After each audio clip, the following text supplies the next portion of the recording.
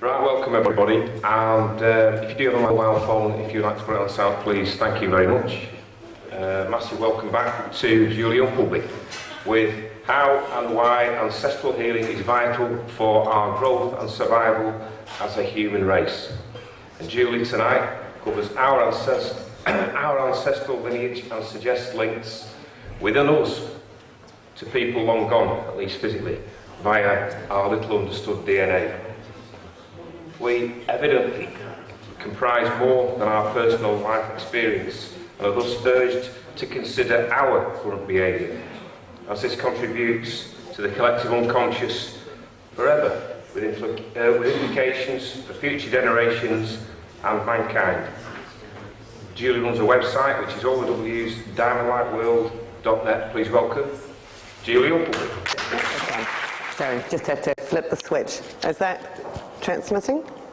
Okay, Rob, thank you very much, and I'd just like to say thank you for inviting me back here, and thank you to everybody for coming out this evening. I don't know how many of you have seen the earlier presentations that I've done in respect of the diamond and diamond light world. Okay, and how the octahedron actually serves a very, very valuable function in our healing, in our lives, in our spiritual and physical evolution. And it was really my work with the diamond, which has taken place over the last decade, which brought me finally into the realms of ancestral healing.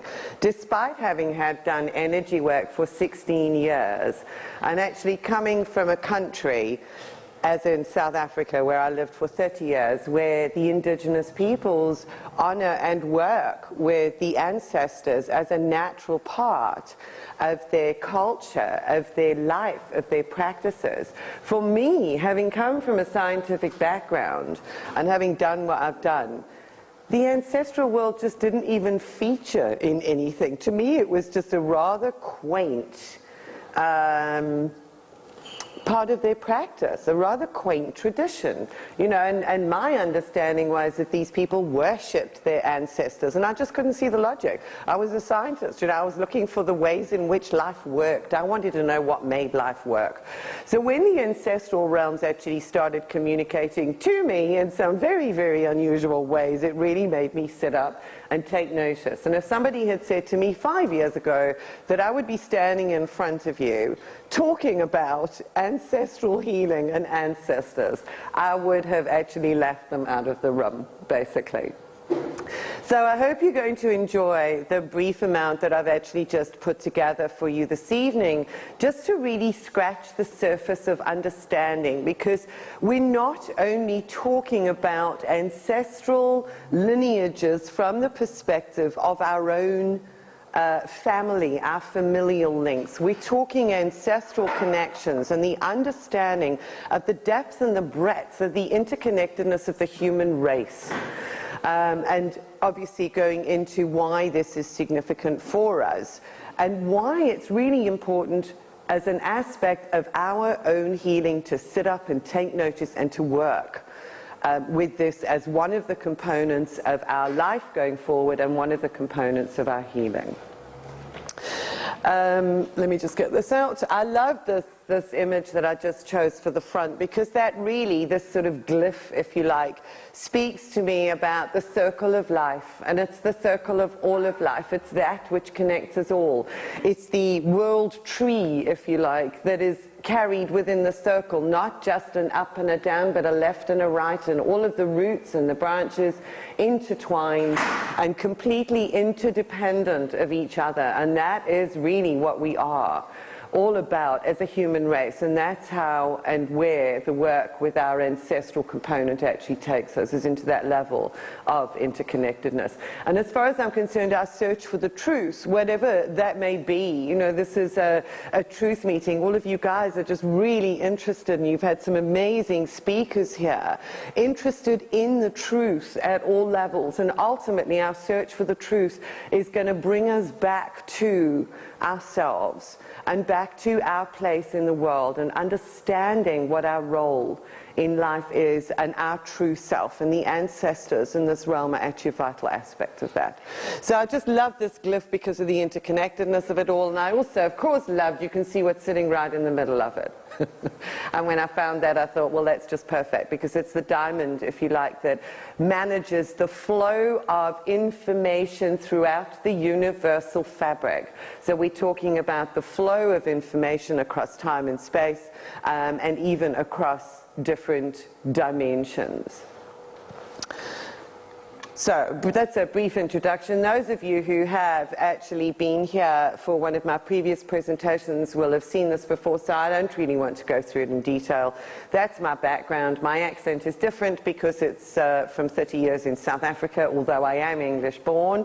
And my background was science. I spent, you know, sort of 19, 20 years in petrochemicals. I did botany and zoology as a degree, but I think that's what influenced me in terms of wanting always to understand how life worked. And that's really been my driving factor in everything that I've done. How does life work? What makes me me? What makes you you? You know, how does all of this work with us all together?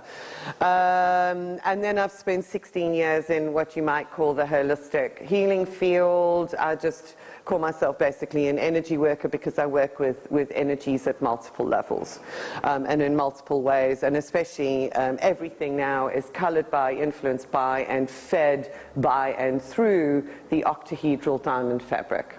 Okay, it puts us in touch with our soul essence. So here we've got, you know, sort of fantastic depiction of a family tree. And this is a quote from a lady called Denise Lynn. I don't know if any of you are familiar with her. She is one of the indigenous peoples. Well, she has indigenous heritage. I think she has Native American blood in her. That's her heritage.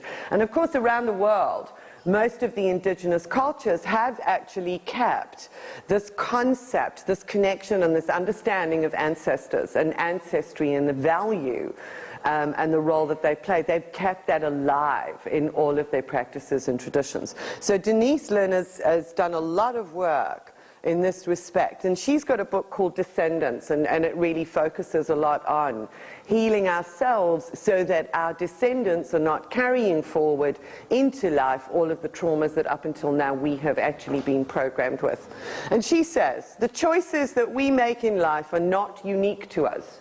So hey ho, there blows our, you know, illusion of how much we are in control of our lives basically out of the water. So our choices are not unique, they're not our own.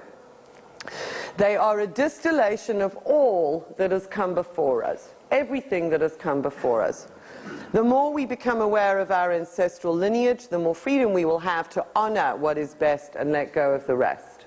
And she's talking specifically here about her familial lineage, so this is like a family tree, but I want to take your concept of your connection with that lineage, as I said earlier, way broader than that.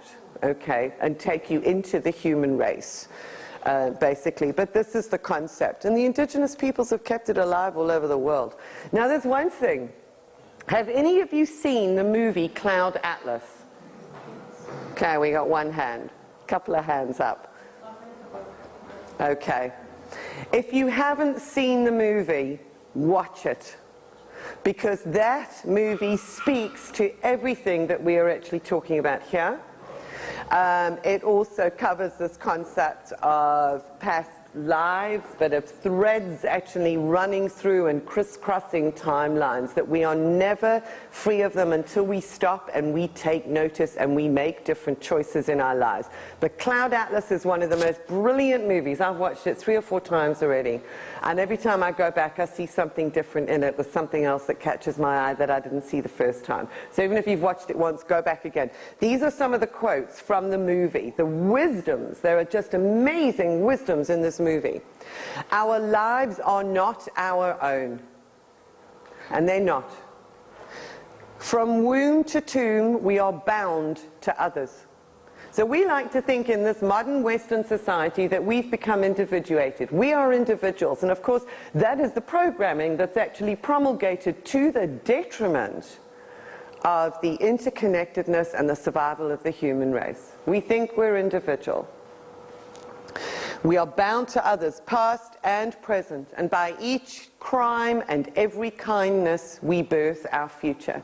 In every single moment we have an opportunity to change what is registered not only within our own DNA, but what gets sent out electromagnetically from our own DNA back into the collective. So with every choice that we make, we shift and we change the programming of the electromagnetic field that actually connects us all. And that's from that movie. One of the other quotes, which is brilliant: the world spins from the same unseen forces that twist our hearts. We can't always see what those guiding choices are, or those things are that are influencing us in our lives, and it behooves us to actually become ever more conscious of what is lurking within the shadows of our own human psyche. If there is any purpose that we all have in this life, it is to clean up our psyche, to clean up our unconscious, to make conscious that which is unknown, to bring it into the light, to actually bring healing. We cross and recross our old paths like figure skaters. And I love that. It's beautiful, because those who've perhaps had experience of, for want of a better description, past lives, you know, because you start looking at this and you start thinking, well, maybe it's not really a past life, because maybe it's a genetic memory or a soul memory that's been passed down through the DNA from time immemorial. So I wasn't reincarnated as Julius Caesar. I've got a part of the DNA configuration and patterning that he was bearing when he was alive. You know, and that crisscrosses lives right until we come to this moment in time where we have a choice of what we're actually going to do with that aspect that may be making itself manifest in our lives right now. The way that I actually saw this when all of the ancestral information actually started coming to light for me, which was 4 years ago, and I'll tell you a little bit about that in a moment, was I just saw timelines. This is long before, you know, Cloud Atlas and the movie and what have you. I just saw all of these timelines coming in from different directions and through the diamond, and it was in that moment was just this point of knowing that we, each human being that stands here right now, is a convergence point. You know, they say the truth is that now is the only moment that ever matters.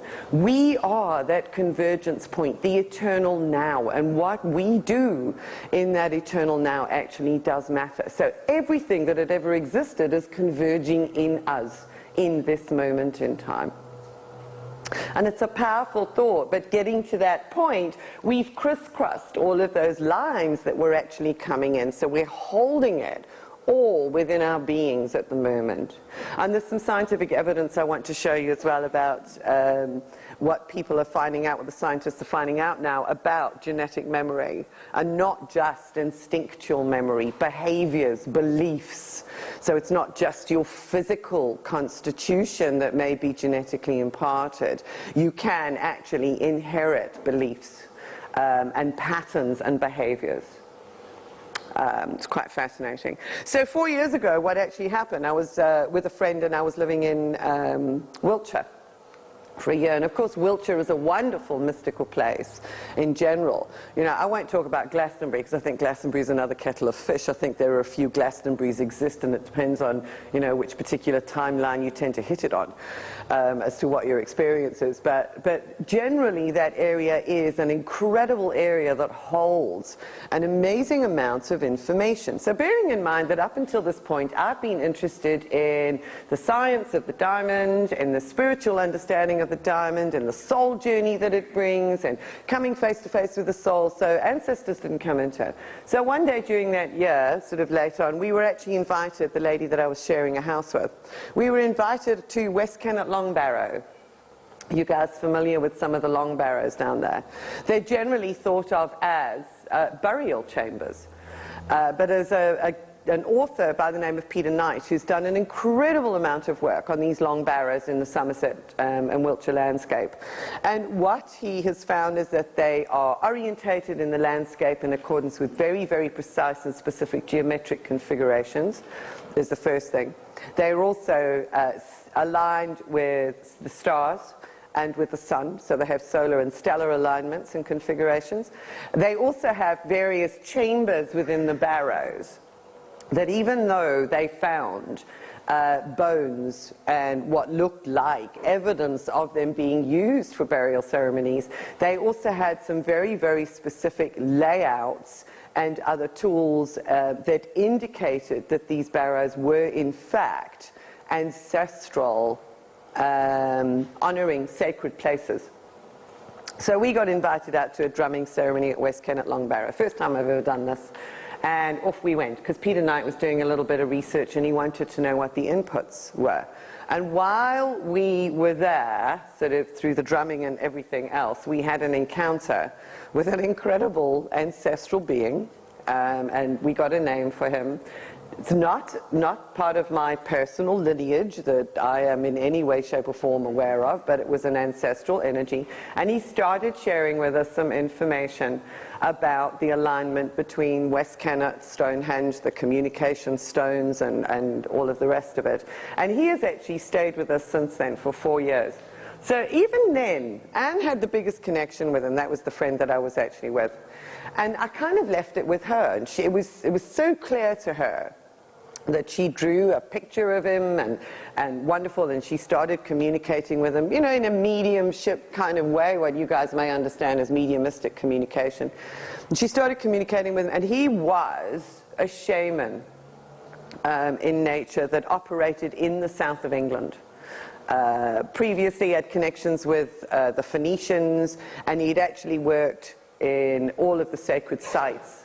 Not only in the south of England, that was his base, but he had actually traveled to different parts of the UK as well. But the funniest thing for me was, I didn't really have this strong connection, but within days of that encounter, I was sitting in the kitchen the one day, and I suddenly became aware of this enormous black man standing next to me on the right-hand side. And I kind of like, I wasn't too sure about this until Anne said to me, I didn't say anything. She saw him. Okay? And I kind of thought, all right, what's this all about now? You know? And what unfolded was that this guy was one of the ancestral guardians who was working with me. He was a Zulu shaman. The most beautiful energy that you can imagine. Very loving, very gentle, but very strong. You know, kind of individual you might think of as a big teddy bear. So this might sound a little bit woo-woo to some of you guys. And I mean, it was really interesting for me because this was our first experience of this, you know, nature as well. But what I found so fascinating following on from that was, over time, I started communicating and I asked for a name, and I got given a name, and the name was Umhlumbi. Now, I heard the name, and having lived in South Africa, I wrote the name down in a certain way because of the phonetics of the L sound. Actually would be written as like L, it was UML, UMBI or something. I wrote it down. And then I looked it up to see what it meant. And the meaning that I got was one who has a wart on his face. And I thought, oh, okay, well, that's, you know, that's about par for the course for me. You know, there's like no great, wonderful names, you know, like Dancing Star Bear or anything like that. You know, it's one who has a wart on his face. But the interesting thing that happened with that was that probably about a week later, one of my contacts in Australia, of all places, actually emailed me, and she says to me, did you hear the name or did you see it? I said, no, I heard it.